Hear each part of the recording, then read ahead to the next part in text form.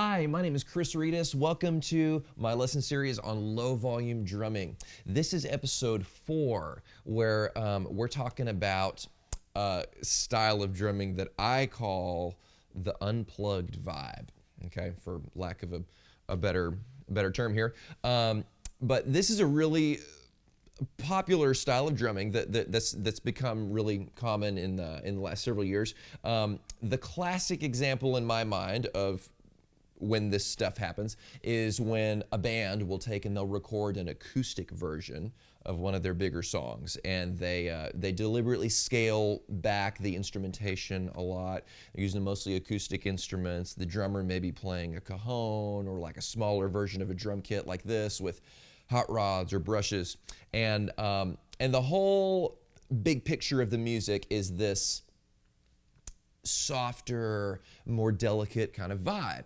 okay? And it's really cool. I always love seeing different people's interpretations of how they go about this. And you'll also see drumming like this, like in the singer-songwriter realm, or the indie folk kind of stuff, or worship music. It's really becoming a popular thing in the last several years. But I have yet to find any kind of resource where somebody was explaining, really explaining this kind of stuff, or talking through, why they chose this tone here or this type of stick there. You see examples of playing all the time, but it's kind of this mysterious thing. Like, nobody really talks about it. I didn't even know what to call it, so I came up with my goofy title. But so I figured, heck, I'll take a crack at explaining it, or at least my concept of how I go about thinking through this stuff. And I think it works really well with my low volume little lesson series here, because inherently this kind of playing ends up being really quiet, just because of the tools that you're using to accomplish these softer tones. Like, seriously, you could stand right here beside me while I'm playing the stuff, and you could have a conversation with somebody, no problem, because it just ends up being that quiet. And even if you're not in a band playing acoustic versions of your songs, this is just a great thing to have in your bag of tricks as a drummer.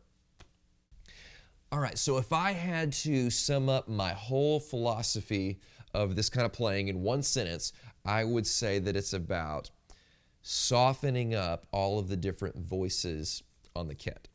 Okay, and to illustrate this, I want to play for you a clip from a live album that I recorded recently with my good friend Kris Wilson. And I'm not playing anything crazy in this clip. Okay, I guarantee you any drummer out there watching this could play exactly what I'm playing. The point is, I want you to listen for the tones that I'm using.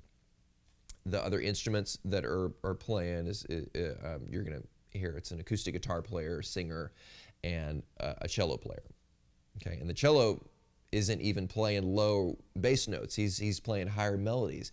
And so this is a really fun challenge to figure out what kind of sounds to use to blend in with that really delicate vibe going on without sounding too harsh.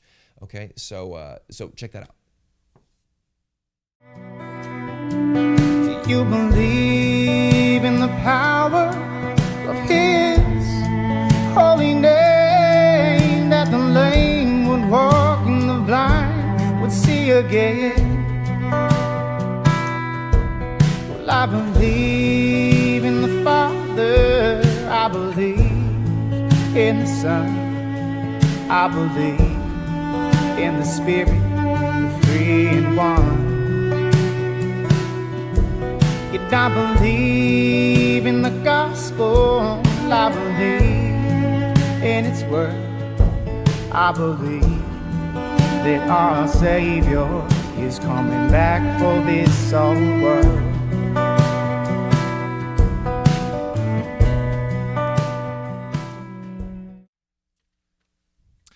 Okay, so I'm going to talk about some of the thought process that went into coming up with the tones for that recording. Okay, whenever Kris first played that song for me, I'm hearing this really soft, delicate fingerstyle guitar part that he's doing, and I'm thinking, man, that is gorgeous, but what on earth am I going to come up with to play on the drums that's not going to be too harsh with that?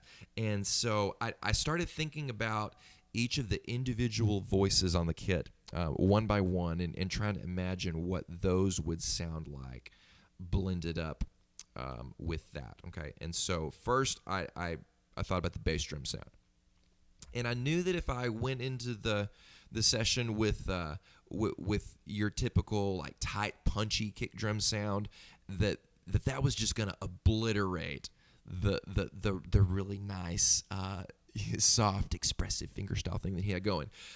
So I knew that wasn't gonna work. So I started thinking about like a symphonic percussion kind of setting where there's the big, like 36-inch concert bass drum, and the guy plays it with a big, thick, soft beater, and the sound is like,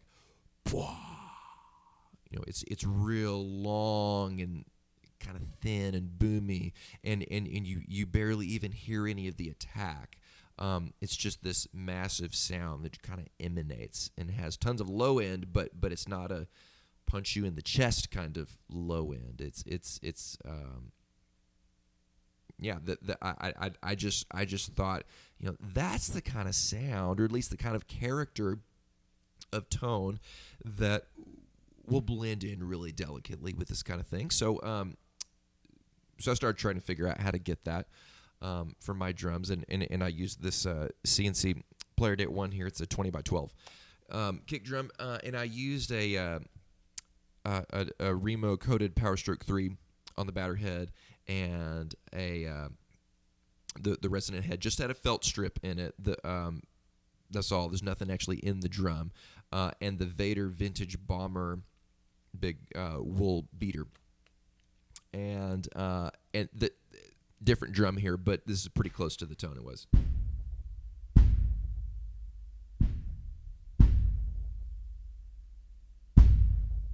Okay, so real open, boomy, pretty like muted attack. I was really, really happy with how that came out in the recording, and I've used that sound several times since then. So next, I thought about the backbeat sound. Okay, I knew right away that even though the song was really soft and delicate, it still has this bluesy kind of pocket to it. I knew it was going to need a pretty fat backbeat sound, but again, like the thought process for the kick sound, it would be really easy to come up with something that's too harsh and cutting for that mix.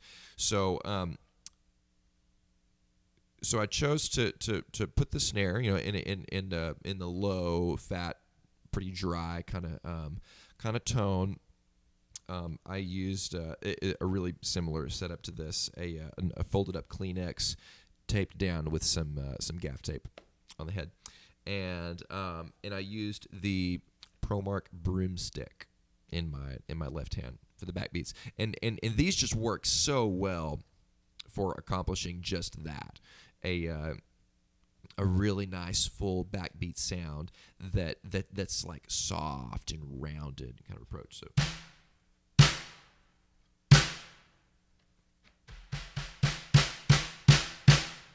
Okay, this is one of my go-to sounds for this Unplugged Vibe backbeat kind of thing, and also I have the snare wires really loose, and it kind of like adds its own little element of reverb to the sound, and I'll when I pull the brushes, when I pull these broomsticks out, I almost immediately loosen the snare wires a lot, just because they seem to take that better. But yeah, so that's the backbeat sound, and then the sound source that we base our grooves on with our right hand. Okay, I think most typically we think about in sections of the song that like a verse, for instance, that's a little bit more down in its texture. We want like a tight, crisp kind of setup for our whole groove, and so we'll use the hi-hat for that. And then for bigger sections where we want a more open kind of sound, then we'll switch over to the ride. Okay, but one of the things that I like to do in this drumming approach is I like to try to avoid the cymbals as much as I can, because they're the highest pitched, most cutting voices on your kit. Okay, and so when the whole goal is to scale back the intensity, and you're trying to roll off some of the highs in your whole sound, I feel like a lot of times a hi-hat is going to be too cutting, and I knew it definitely was going to be for this song. So I chose for the places in the song that still needed a shorter, tighter, crisper texture, I chose to use a brush on the rim. Instead of I did this.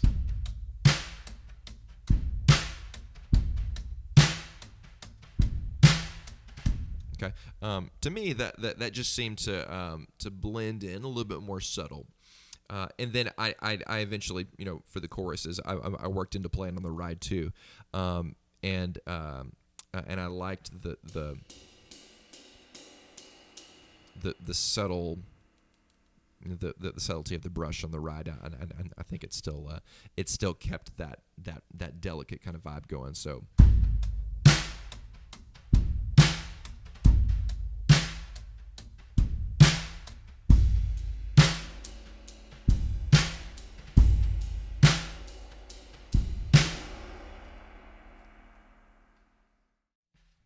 Okay, so from here on out, I'm just going to start throwing out a whole bunch of ideas of ways that you can develop tones and playing ideas and stuff, and hopefully you hear things you like and you want to take and run with it. Okay, so we're going to start with a groove that's kind of similar to the one that I was playing a minute ago, and we're going to start adapting it, voice by voice here. One thing to note before we start, a couple things I've already changed. The bass drum, I shortened the sound with a little bit more muffling, so the notes don't last as long. I can get away with playing a little bit quicker stuff on it. And also, I'm going to start using this guy in my right hand for the rim clicks here. This is the Vic Firth 505s. It's kind of like a plastic version of the hot rods. I like the tone better than hot rods, and they just give a little bit more projection than the brushes do. All right, so this is kind of similar to that groove that I played a minute ago.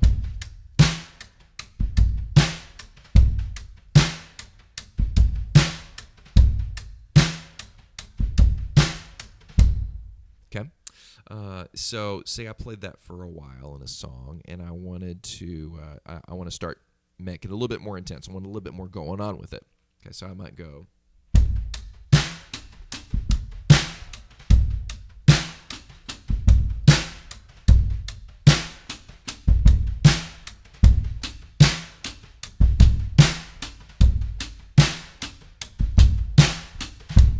Okay. One of my favorite things about this kind of playing is doing stuff like that with the hi-hat, and I love using these guys. These are seed pod shakers. They usually have these at Guitar Center, but they're you can shake them around like for an ethereal kind of section. But I love playing them on the hi-hat because it really darkens up the tone of the hi-hat and actually like lowers the pitch quite a bit. So check this out. This is the normal hi-hat sound. Okay, if I put them on,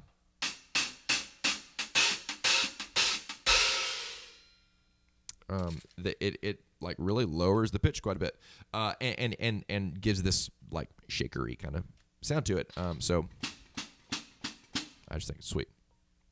So maybe if the song is working up intense enough, Like if the acoustic guitar player is started strumming pretty hard with a pick, then I might decide that I can actually get away with playing the hi-hat like I normally would, and it's not going to be too much. With these seed pod shakers on here, it still is a pretty dark tone.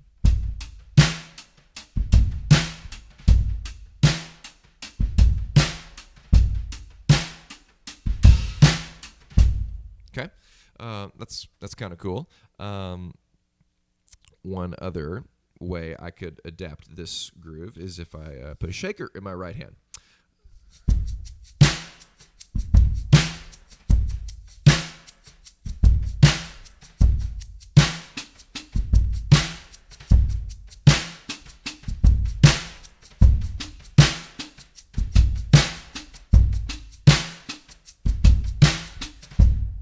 Okay, and I love using shakers for this kind of stuff. I try to do it a lot, and that's a good way that you can add variety in between, like from song to song. Like if they're in a similar feel, but you've played a lot of this kind of stuff on a song.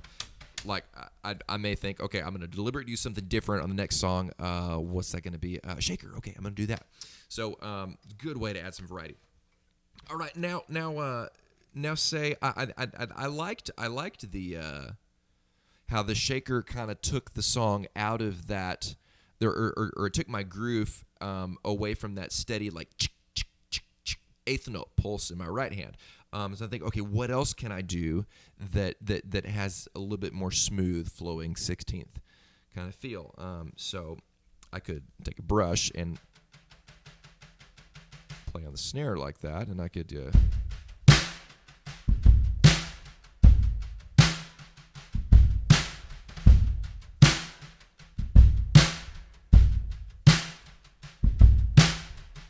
This is a new crazy little gadget that I got because I bought the Aaron Sterling Masterclass series of videos, which are like phenomenal, by the way. I would totally recommend getting that. But he talks about using this cool thing. It's called the Meinl Kessing, spelled Kessing, and it's originally intended to be an accessory for a djembe. I have no idea how it actually works on that, but Aaron was showing how you can put it on the snare, and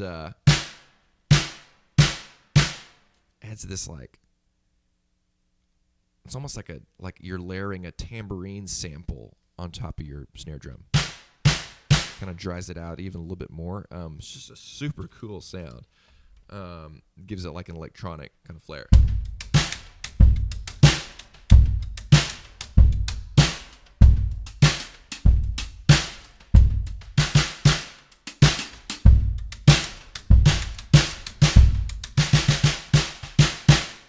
Pretty sweet. And it sounds cool with the snares off too.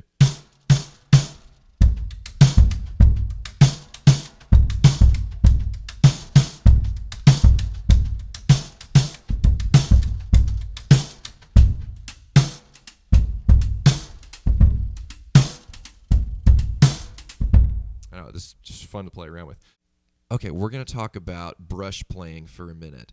And really, brush playing deserves its own whole, volume of lessons. And there are books upon books written about just brush playing alone.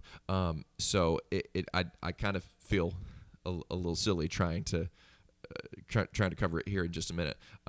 But I would also be amiss if I didn't bring up brush playing whenever I'm talking about this kind of drumming, because I use brushes for a good majority of what I'm playing here.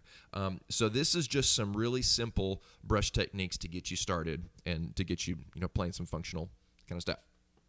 All right, I'm going to play a groove here real quick, and then we'll talk about it.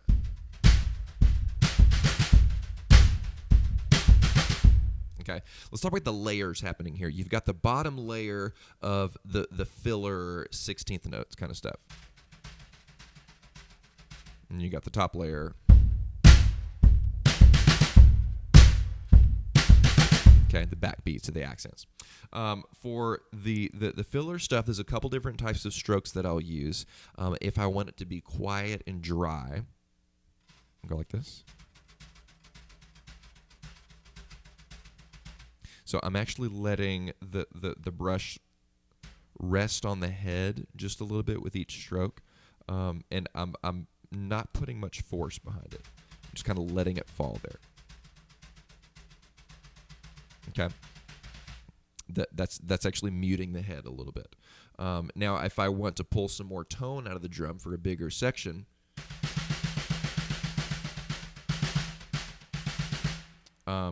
I'm actually doing like a little bit of a flick with it. I'm letting the shaft stop about right here, and I'm letting the force, pull the bristles down and actually strike the head that way.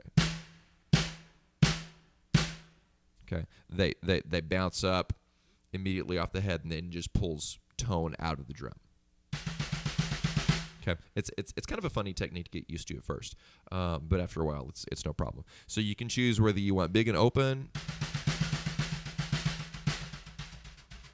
or soft and dry. Okay, now with your backbeats, most of the time, I'd say probably 90% of the time that you hear a brush backbeat on a recording, the guys are actually burying the stick into the head. Okay, because it just gives a really fat sound.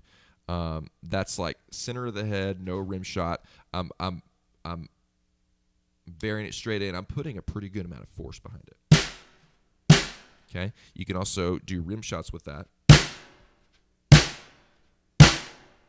Okay, that's like the maximum volume and cut that you can get with a brush sound, or you can not bury it.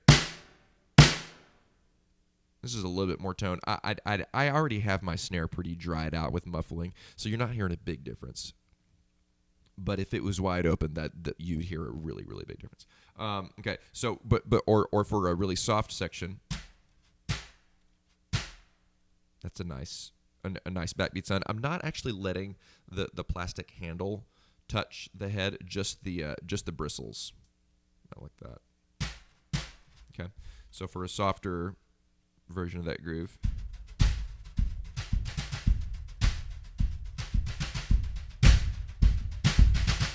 it's kind of medium volume. Then I'm working up to the big stuff, the rim shots.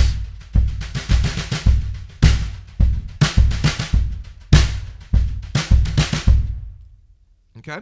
Now we'll talk about train beats for a minute. These kind of come from the country realm, but they're also really popular in indie folk singer-songwriter kind of drumming. And I find myself needing to play train beats a lot when I'm doing this kind of stuff. So it's just good to be familiar with how to do these. Classic country train beats going to be. Oops, no, huh?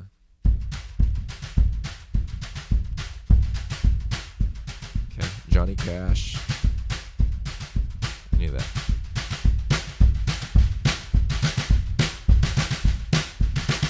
Okay. What guys will do in a little bit more modern context, like in folk music, they will layer a backbeat of 2 and 4 on top of this upbeat kind of feel, and it's a really neat kind of thing.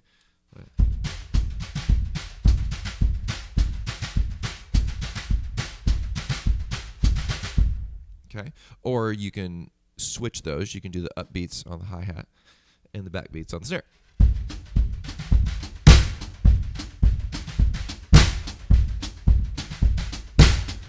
Okay, that's a cool feel. I end up using a groove like that a lot. Okay, now you can play a lot of that same kind of stuff using the broomsticks. So,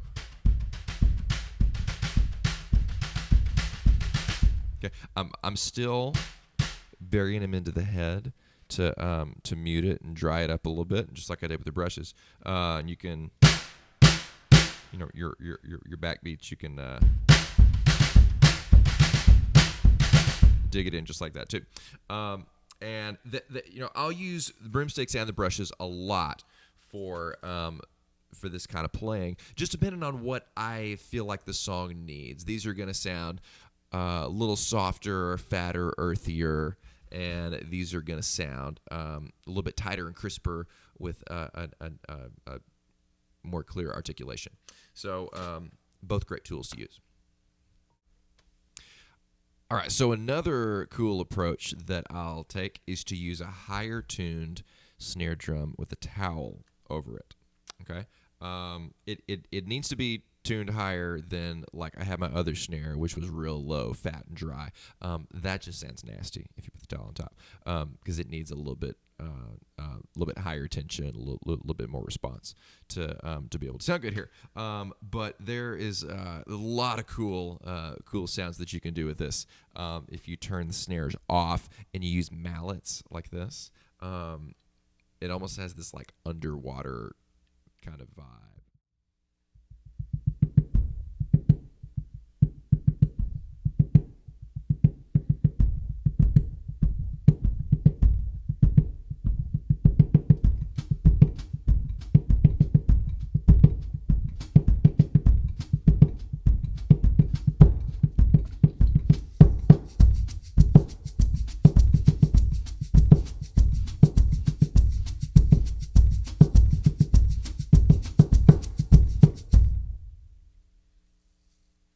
It also sounds cool with the snares on in the mallets.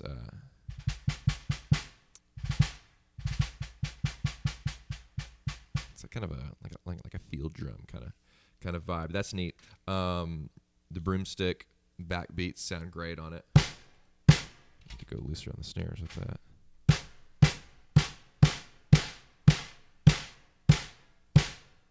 There you go.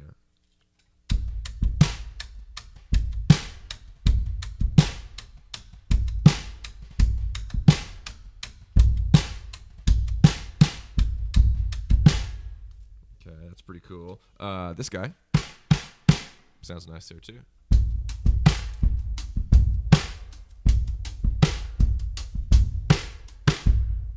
Sounds good with snares off too.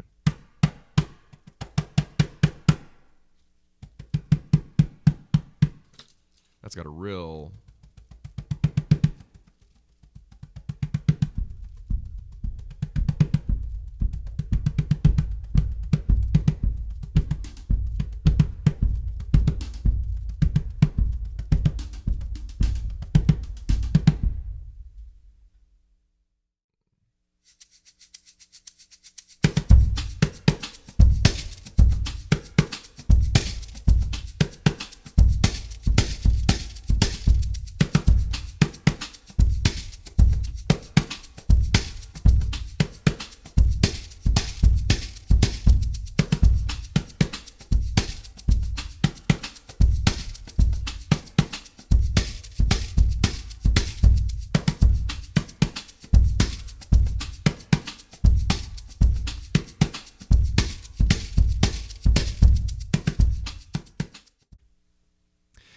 Okay, so you may be wondering about this pile of junk here beside me. I have this tray table here every time that I play this kind of music. Sometimes I may use a floor tom, and I have it over here to my left.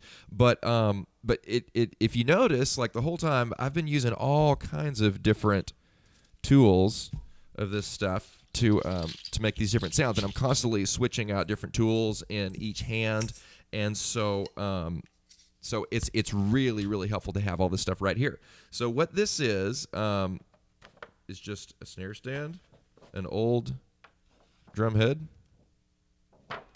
set in there like that, upside down, and this is actually the pad insert from a hard cymbal case.